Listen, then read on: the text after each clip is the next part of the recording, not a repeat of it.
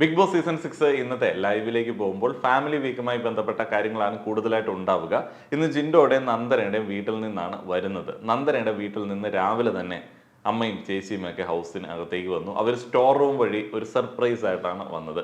നല്ല രസമുള്ള കുറേയധികം മൊമെന്റ്സ് ഉണ്ടായിരുന്നു. ഫാമിലി വീക്ക്, ഫാമിലി വരുന്ന കുറേയധികം നിമിഷങ്ങൾ, അവരുടെ ആ ഒരു ഇൻട്രാക്ഷൻസ്, അതൊക്കെ കാണാനും കേൾക്കാനും ഒക്കെ വളരെ ഭംഗിയുള്ള കാഴ്ചകളാണ്. ഇതിന്റെ ഒരു സംഭവം എന്താണെന്ന് വെച്ച് കഴിഞ്ഞാൽ ഗെയിമിന്റെ ടോട്ടൽ മൂഡ് മാറിപ്പോകുന്നു എന്നുള്ളതേ ഉള്ളൂ.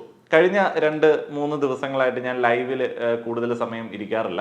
അതിരിക്കാത്ത എന്തുകൊണ്ടാണെന്ന് വെച്ച് കഴിഞ്ഞാൽ ഗെയിമായിട്ടുള്ള റിവ്യൂസ് ആണ്. ഗെയിമിനെ ഗെയിമായിട്ട് നോക്കിക്കണ്ടുള്ള ഗെയിം റിവ്യൂസ് ആണ് ഇവിടെ നമ്മൾ കൂടുതലായിട്ട് ഇടാറുള്ളത്. അങ്ങനെയുള്ള സംഭവങ്ങൾ ഇല്ലാത്തത് കൊണ്ടാണ്. ഈ ലൈവിൽ നടക്കുന്ന ഇൻട്രാക്ഷൻസ് കമന്ററി പോലെ പറയാനായിട്ടുള്ള ഒരു സ്കില്ല് എനിക്ക് കുറവായതുകൊണ്ട് ഞാനത് ചെയ്താൽ ശരിയാവത്തില്ല. അതാണ് വൈകിട്ടത്തെ എപ്പിസോഡിൽ മാത്രമായിട്ട് ചുരുക്കുന്നത്. ഏതായാലും കഴിഞ്ഞ 1-2 ദിവസങ്ങളിലെ ഗെയിമിനെ കുറിച്ച് ഒന്ന് പറയേണ്ടതുണ്ട്. പ്രധാനമായിട്ടുള്ളത് നന്ദനയുടെ ക്യാപ്റ്റൻസിയാണ്. നന്ദനയുടെ ക്യാപ്റ്റൻസി എനിക്ക് പേഴ്സണലി ഇഷ്ടപ്പെട്ടു. അല്ലാതെ വേറെ വലിയ സംഭവമൊന്നും അതിനകത്ത് പറയാനില്ല. ഇന്ന കാര്യങ്ങൾ ചെയ്തു, കാരണം ആ കുട്ടിക്ക് അവസരം കിട്ടിയില്ല. വീക്കെൻഡ് എപ്പിസോഡ് കഴിഞ്ഞു, പവർ റൂം എന്ന് പറയുന്ന കോൺസെപ്റ്റ് എടുത്ത് മാറ്റി എല്ലാ അധികാരവും ക്യാപ്റ്റനിലേക്ക് കൊടുത്തു. ഒത്തിരിയധികം സാധ്യതകൾ ഉണ്ടായിരുന്നു, പക്ഷെ പെർഫോം ചെയ്യാനായിട്ടുള്ള അവസരമില്ല. ഫാമിലിയാണ് വരുന്നത്, അവർക്കിടയിൽ ഒരു വലിയ ഗെയിം ഒന്നും കളിക്കാനായിട്ടുള്ള സാധ്യതയില്ല. അല്ലെങ്കിൽ ഒരു ഗെയിം പ്ലാൻ ചെയ്യുക അവർക്ക്. പക്ഷെ ഫാമിലി വരുന്ന സമയത്ത്, അവരുടെയൊക്കെ പ്രിയപ്പെട്ടവർ വരുന്ന സമയത്ത് അവിടെ ഒരു ഗെയിം നടത്തുക എന്ന് പറയുന്നത് അത്ര നൈസ് ആയിട്ടുള്ള ഒരു പരിപാടി ആയിരിക്കില്ല. അതുകൊണ്ട് തന്നെ ജിൻഡോയൊക്കെ ആണെങ്കിലും കഴിഞ്ഞ കുറേ ദിവസങ്ങളായിട്ട് വളരെ മര്യാദയ്ക്ക് തന്നെയാണ് ഗെയിമിനെ നോക്കി കാണുന്നത്. അതുകൊണ്ട് നന്ദനയുടെ ക്യാപ്റ്റൻസി പെർഫോമൻസിനെ ഒന്നും വിലയിരുത്താനായിട്ട് ഈ ദിവസങ്ങളിൽ പറ്റില്ല. ആ ഒരു സമയത്താണ് ഒത്തിരിയധികം ഡിസ്കഷൻസ് ഈ ഹോട്ട്സ്റ്റാർ ലൈവിൽ കാണാൻ സാധിച്ചത്. നന്ദനയുടെ ക്യാപ്റ്റൻസി ഇഷ്ടമില്ലാത്തവർ ആരൊക്കെയാണ്? നന്ദനയുടെ ക്യാപ്റ്റൻസി ഇഷ്ടമില്ലാത്തവർ ലൈക്ക് അടിക്കും. ക്യാപ്റ്റനായിട്ട് അവർക്ക് പെർഫോം ചെയ്യാനായിട്ടുള്ള അവസരം തന്നെ കിട്ടിയില്ല, പിന്നെ എന്തിനാണ് അപ്പം തന്നെ അവരെ വെറുക്കുന്നത്? ഈ നന്ദന കുറച്ചും കൂടെ ഉച്ചത്തിൽ സംസാരിക്കും, ചില കാര്യങ്ങൾ കണിശമായിട്ട് അങ്ങോട്ട് പറയും. അതൊക്കെ ഒരു ക്യാപ്റ്റന്, ഒരു ടൈപ്പ് ക്യാപ്റ്റന് വേണ്ടതാണ്. ഇപ്പം എല്ലാ ക്യാപ്റ്റന്മാരും അങ്ങനെ ആവണം എന്നില്ല. സീസൺ 6 എന്ന് പറയുമ്പോൾ കുറച്ച് വൈവിധ്യങ്ങൾ വേണമല്ലോ. അപ്പോൾ എല്ലാവരും ഒരേപോലെ പെരുമാറണമെന്ന് നമുക്ക് പറയാൻ പറ്റില്ല. നന്ദന വളരെ സ്ട്രോങ് ആയിട്ടുള്ള ഒരു ക്യാപ്റ്റൻ ആയിരുന്നു. സേഫ് ഗെയിമർ അല്ല. സേഫ് ഗെയിമർ അല്ലാത്തതിന് പ്രധാനപ്പെട്ട സംഗതി, പുള്ളിക്കാരിക്ക് ഗെയിമിനെ കുറിച്ച് വലിയ പ്ലാനൊന്നുമില്ല. അതുകൊണ്ട് തന്നെ ഇങ്ങനെ ചെയ്തു കഴിഞ്ഞാൽ എനിക്ക് പണിയാവും എന്നുള്ള ചിന്തയൊന്നും പുള്ളിക്കില്ല. അതുകൊണ്ട് സംഭവിക്കുന്നത്, ഒരാളോട് എന്ത് വേണമെങ്കിലും തുറന്ന് പറയാം, എന്ത് വേണമെങ്കിലും പറയാം. ഒരാൾ ചെയ്യുന്നത് തെറ്റാണ് എന്നുണ്ടെങ്കിൽ, അത് തൻ്റെ അടുത്ത സുഹൃത്താണ് എന്നുണ്ടെങ്കിലും അത് പറയാനുള്ള ഒരു ആർജവം സീസൺ 6 നന്ദന എന്ന് പറയുന്ന ക്യാപ്റ്റനുണ്ട്. അപ്പോൾ അവരത് ചെയ്തോട്ടെ. പിന്നെ ഉച്ചത്തിൽ സംസാരിക്കുന്ന, അല്ലെങ്കിൽ ഒച്ചയെടുക്കുന്ന, പുരുഷന്മാരെക്കാളും മേളിൽ സംസാരിക്കുന്ന സ്ത്രീകളോട് പൊതുവായി ഉണ്ടാകുന്ന ഒരു ഹെയ്റ്റ് മാത്രമേ ഉള്ളൂ. ഈ നന്ദനയുടെ ക്യാപ്റ്റൻസ് ഇഷ്ടമില്ലാത്തവരുണ്ടോ, നന്ദനെ വെറുക്കുന്നവർ എത്ര എന്നൊക്കെ ചോദിക്കുന്ന ചോദ്യത്തിനകത്ത് അതൊന്നും വിടാറായില്ലേ? എത്ര വർഷമായി ബിഗ് ബോസ് തുടങ്ങിയിട്ട്? അന്ന് മുതൽ കാണുന്നതാണ് ഈ കമന്റുകൾ. ഇപ്പം ആണുങ്ങൾ ആരെങ്കിലും ക്യാപ്റ്റനായിട്ട് വന്നിട്ട് സ്റ്റേനായിട്ട് പറയുകയാണെന്നുണ്ടെങ്കിൽ, അവർ അടികൂടുകയാണെന്നുണ്ടെങ്കിൽ, അവർ ഉച്ചത്തിൽ സംസാരിക്കുകയാണെന്നുണ്ടെങ്കിൽ അത് മാസമായിട്ട് നമ്മൾ അങ്ങോട്ട് വർണ്ണിച്ച് കളയും. അപ്പം അത് ഗെയിമേഴ്സ് അല്ല, എല്ലാവരും ഗെയിമേഴ്സാണ്. കുറച്ചും കൂടെ ബെറ്റർ ആണ് കേട്ടോ സീസൺ 6. കണ്ടസ്റ്റൻസിനിടയിൽ ആ ഒരു ആൺപെൺ വേർതിരിവോ അല്ലെങ്കിൽ മേൽക്കോയ്മയോ ഒന്നും അധികം കാണിക്കാനായിട്ടുള്ള സാധ്യതയില്ല. ഇനി അടുത്ത ഒരു ഡിസ്കഷൻ ഇന്നലെ കംപ്ലീറ്റ് ചെയ്യാനായിട്ട് പറ്റിയില്ല, അല്ലെങ്കിൽ അത് അത്ര വലിയ ഡിസ്കഷൻ ആവുമെന്ന് വിചാരിച്ചില്ല. ശ്രീധുവിന്റെ അമ്മ വന്ന ഒരു കാര്യം. ശ്രീധുവിന്റെ അമ്മ വന്നു. അത് കഴിഞ്ഞ തവണ സെറീനയുടെ വീട്ടിൽ നിന്ന് വന്ന സമയത്തും റിനീഷയുടെ വീട്ടിൽ നിന്ന് വന്ന സമയത്തും ഒക്കെ നമ്മൾ കണ്ടതുപോലുള്ള ചില മൊമെന്റ്സ് ആയിട്ടാണ് ഞാൻ പേഴ്സണലി നോക്കി കണ്ടത്. ശരിയാണ്, ശ്രീധുവിന്റെ അമ്മ കുറച്ച് നെഗറ്റീവ് അടിക്കുന്ന വ്യക്തിയാണ്. ബിഗ് ബോസ് വിളിച്ച് വാൺ ചെയ്യുന്നുണ്ട്. ശരിക്കും അമ്മ വരുന്നതിന് മുമ്പ് തന്നെ ശ്രീധു പ്രഡിക്റ്റ് ചെയ്തിരുന്നു എന്താണ് അമ്മ പറയാൻ വേണ്ടി പോകുന്നത് എന്ന്. അപ്പം അമ്മ പറയുന്ന സമയത്ത് നമ്മുടെ നാട്ടിലൊക്കെ ഉള്ള ഒരു ടിപ്പിക്കൽ അമ്മ പറയുന്നത് പോലെയുള്ള ഒരു സംഭവമായിരുന്നു. അല്ലാതെ അതിനകത്ത് വേറെ വലിയ സംഗതികളൊന്നും ഉണ്ടായിരുന്നില്ല. അപ്പോൾ അതിനകത്തൊരു ഓവർ പ്രൊട്ടക്റ്റ് ചെയ്യുന്ന, എന്നാ പറയുന്നത്, സ്വാതന്ത്ര്യം കൊടുക്കാത്ത ഒരു പേരൻറ്റിൻ്റെ ചില സമീപനമൊക്കെ ആളുകൾ നോക്കിക്കണ്ടു. അവർക്ക് നോക്കിക്കാണാനായിട്ടുള്ള സ്വാതന്ത്ര്യമുണ്ട്.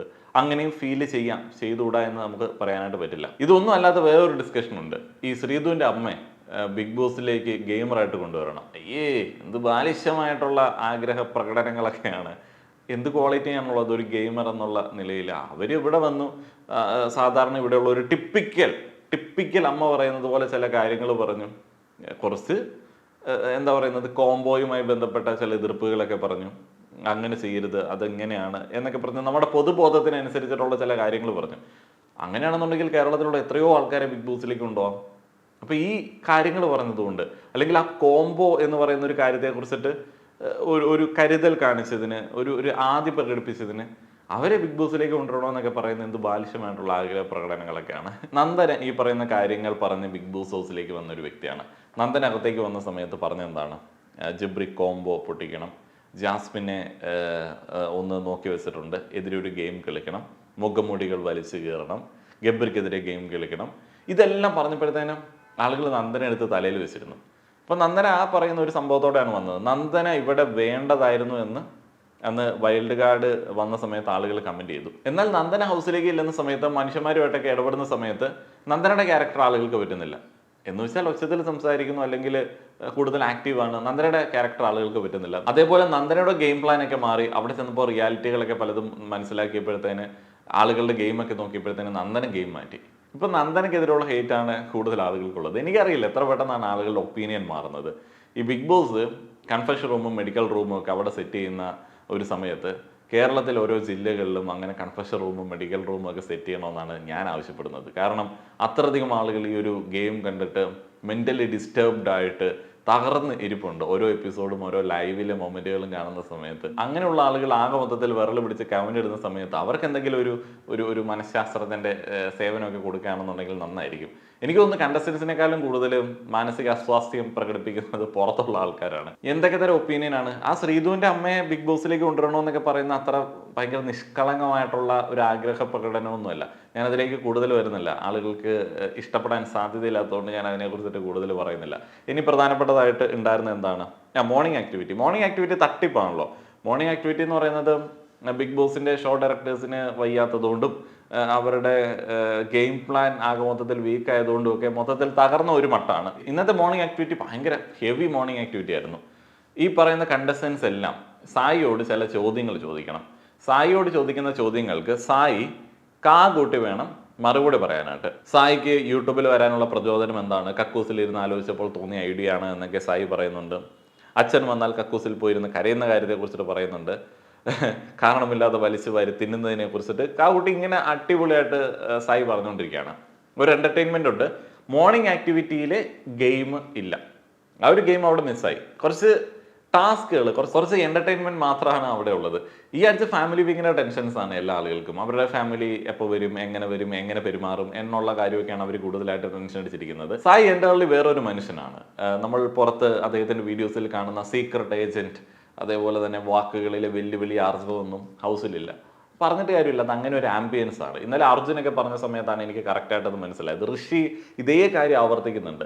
പുറത്തുള്ള കാര്യമൊന്നും നമുക്ക് ഓർക്കാൻ പറ്റില്ല, നമ്മൾ ആളുകളെ മറക്കുന്നു, സ്വപ്നങ്ങൾ കാണാൻ പറ്റില്ല. പുറത്തുള്ള കാര്യം കംപ്ലീറ്റ് ആയിട്ട് ഈ ഹൗസിലെ കാര്യങ്ങളാണ് മൈൻഡിലേക്ക് വരുന്നത്. ശരിയാണ്, അവിടെയുള്ള ഒരു കളറും അവിടെയുള്ള ഒരു എന്താ പറയുന്നത്, എല്ലാം പൂട്ടി വെച്ച ഒരു അവസ്ഥയും ഇതിങ്ങനെ കണ്ട് ഈ ആളുകളെ കാണുന്ന സമയത്ത് ഇത് മാത്രമായി മൈൻഡിലേക്ക് വരാൻ സാധ്യതയുണ്ട്.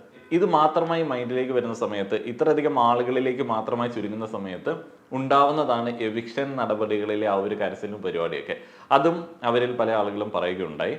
പിന്നീടുള്ളത് എന്താണ്, ഒരു സൈലൻസ് ഉണ്ടല്ലോ, ഒരു ഒറ്റപ്പെടലുണ്ട്, തനിക്ക് മാത്രമായിട്ടുള്ള ഒരു ടൈം എടുക്കലുണ്ട്. എന്തൊക്കെ പറഞ്ഞാലും ഒരു ഇൻഡിവിജ്വൽ ഗെയിമാണ്. സായിക്ക് അത്രയധികം കോംബോയോ ഫ്രണ്ട്ഷിപ്പോ ഒന്നും അവിടെ ആവാത്തൊരു വ്യക്തിയാണ്. അപ്പോൾ ആ ഒരു ഇൻഡിവിജ്വൽ ഗെയിമാണ്.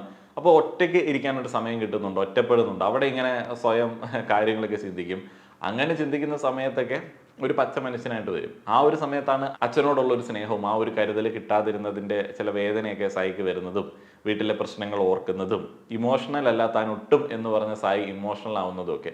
അച്ഛൻ വരുന്ന കാര്യത്തെക്കുറിച്ച് അച്ഛൻ വരുമോ, ആരാണ് വരുന്നത്, സ്നേഹയാണോ ജിത്തുബായി ആണോ വരുന്നതെന്നൊക്കെ ഇങ്ങനെ ഭയങ്കരമായിട്ട് ടെൻഷൻ അടിച്ചിരിക്കുകയാണ്. നമ്മൾ സ്ഥിരം കാണുന്ന ഒരു സീക്രട്ട് ഏജന്റ് ഒന്നും അല്ല, ആവാതിരിക്കട്ടെ. അദ്ദേഹം ഇമോഷണൽ ആണ്, അദ്ദേഹം ഒറിജിനൽ ആണ്, അദ്ദേഹം നല്ലൊരു മനുഷ്യനാണ്. അതുകൊണ്ട് അദ്ദേഹത്തെ വോട്ട് ചെയ്ത് അവിടെ നിലനിർത്തേണ്ടതുണ്ട് എന്ന് ഞാൻ പറയത്തില്ല.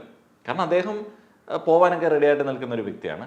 ഗെയിമാണ് നിങ്ങൾ ആസ്വദിക്കുന്നത് എന്നുണ്ടെങ്കിൽ സീക്രട്ട് ഏജന്റിനെ പോലെയുള്ള കണ്ടസ്റ്റൻസിന് പ്രയോറിറ്റി കൊടുക്കാതിരിക്കുന്നതാണ് നല്ലത്. അയാൾ ഒരു ഗെയിമിനെ സീരിയസ് ആയിട്ട് നോക്കിക്കാണുന്ന വ്യക്തിയല്ല. അപ്പം അങ്ങനെ നോക്കിക്കാണുന്ന ആളുകൾക്ക് വോട്ട് കൊടുത്ത് നിലനിർത്തുക, ഗെയിമിനെ ഗെയിമായിട്ട് നമ്മൾ നോക്കിക്കാണുക. ഈ ഹെയ്റ്റിൻ്റെ കൂടെ നമ്മൾ കൂടാതിരിക്കും. ഇപ്പം ആൾക്കാരോട് ഹെയ്റ്റ് തോന്നാം, നിങ്ങൾക്കിപ്പോൾ ഒരാളോട് ഹെയ്റ്റ് തോന്നാം, ഒരാളുടെ ഒരു സമീപനം ഗെയിമിൽ മോശമായിട്ട് തോന്നാം. അവിടെ ഈ 10-100 ദിവസത്തിനകത്ത് പൂട്ടിക്കിടക്കുന്ന ആളുകളല്ലേ, അല്ലെങ്കിൽ ഇത്ര ദിവസമായിട്ട് പൂട്ടിക്കിടക്കുന്ന ആളുകളല്ലേ, അവരെന്തെങ്കിലും ചെയ്തോട്ടെ. നിങ്ങളുടെ വോട്ട് മാത്രം ഉപയോഗിക്കുക, ഹെയ്റ്റ് പ്രചരിപ്പിക്കാതിരിക്കുക, അത്രേ ഉള്ളൂ. നന്ദി.